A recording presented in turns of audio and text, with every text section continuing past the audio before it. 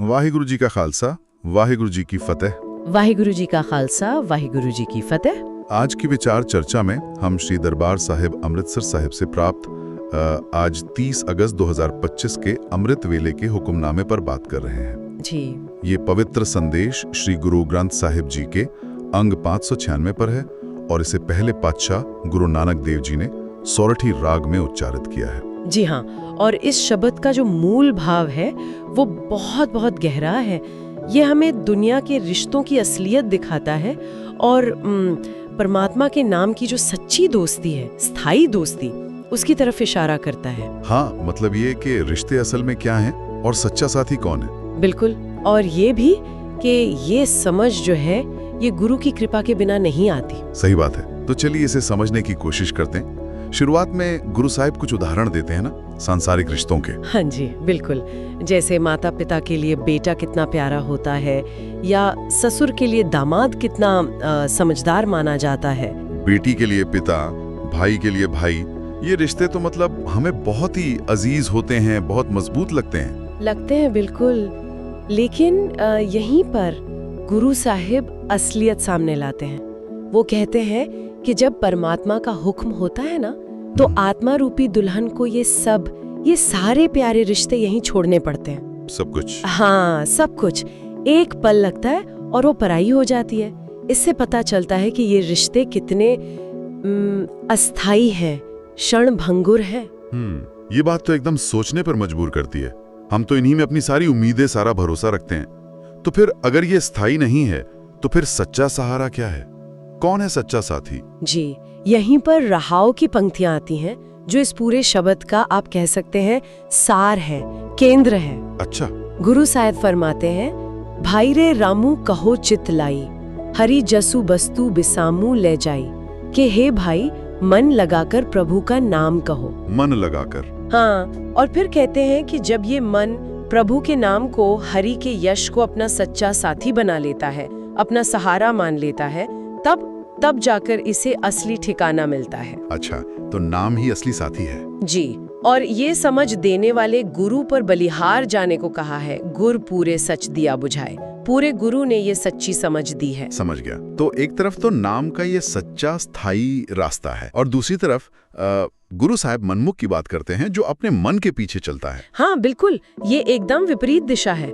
मनमुख वो है जो नाम, दान और स्नान मतलब पवित्र जीवन, सच्चाई का जीवन, इसको नहीं अपनाता। तो उसका क्या होता है? गुरु साहिब कहते हैं उसका जीवन बिल्कुल व्यर्थ चला जाता है, जैसे धूल में मिल गया हो। बिनु नावे सब जग भरमाया, माया मोहे व्यापे अंध गुबारा।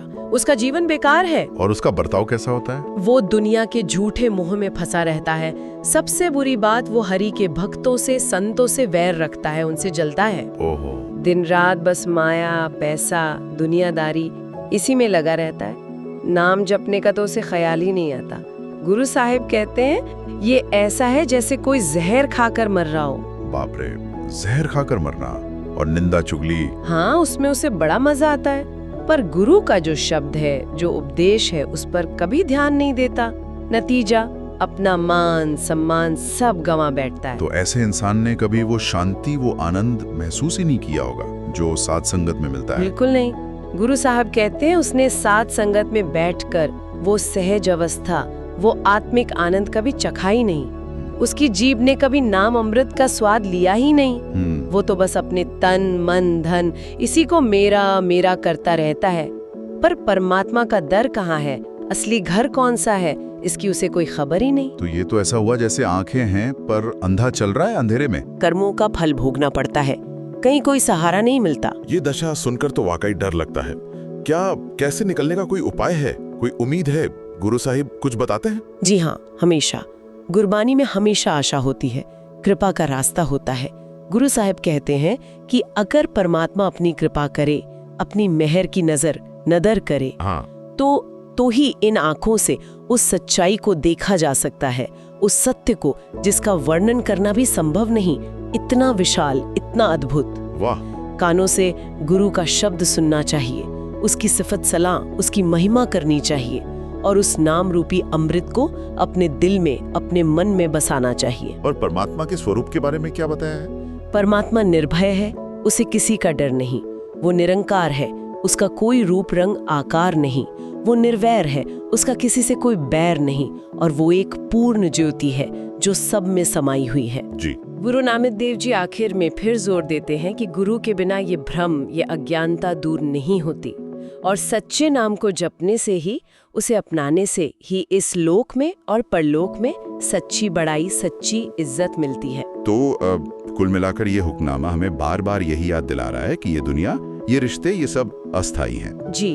और जो सच्चा, हमेशा साथ निभाने वाला साथी है, वो केवल परमात्मा का नाम है। बिल्कुल, और ये समझ हमें गुरु की कृपा से, उनके शब्द के जरिए ही मिल सकती है। ये हमें अपने अंदर देखने के लिए कहता है कि हमारा ध्यान कहाँ है, इस बदलती दुनिया में या उस हमेशा रहने वाले नाम में। सही कहा, आत्मविश्लेषण बहुत जरूरी है। और जाते जाते सभी सुनने वालों के लिए एक विचार छोड़ जाते हैं।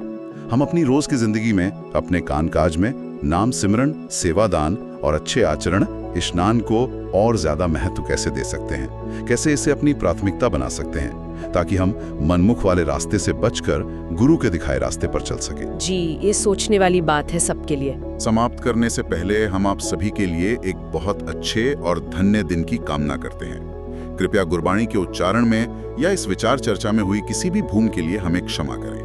मेरी अरदास है कि वाहेगुरु जी सारी संगत को तंदुरुस्ती, नाम और गुरबाणी की दात और हमेशा चढ़ती कला बख्शें। वाहेगुरु जी ਸਰਬਤ ਸੰਗਤ ਨੂੰ ਤੰਦਰੁਸਤੀ, ਨਾਮ, ਬਾਣੀ ਦੀ ਦਾਤ ਅਤੇ ਚੜ੍ਹਦੀ ਕਲਾ ਦੀ ਦਾਤ ਬਖਸ਼ਣ ਜੀ।